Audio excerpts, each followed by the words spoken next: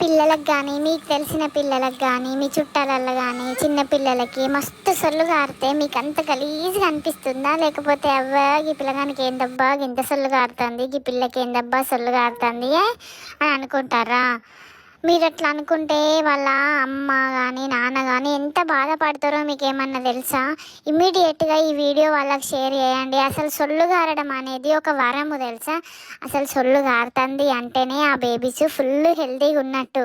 అందులో ఆ బేబీస్ ఏది తిన్నా కూడా మంచిగా అరుగుతుంది అన్నట్టు, వాళ్ళకి ఫుడ్ మీద మంచి ఇంట్రెస్ట్ ఉంటుంది అన్నట్టు.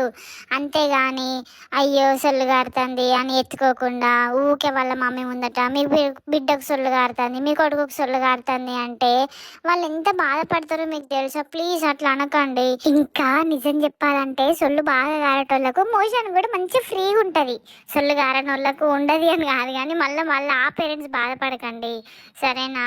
ఇంకొకసారి అట్లా ఊకే వాళ్ళ ముందట అనకండి అబ్బా. అదేం రోగం కాదు, అదేమి పోయేది కాదు. ప్లీజ్ అట్లా అనకండి. ఇక మా అమ్మమ్మ అయితే నాకు కొద్దిగా బ్యాలెన్స్ ఏమంటే ఎత్తలేదు, మరి మీరన్నా వేయండి కదా. అసలే నాకు కూర్చుందామని ట్రై చేస్తాను కానీ బ్యాలెన్స్ ఆగి సత్తలేదు, కనీసం మీరన్నా వేయండి అబ్బా.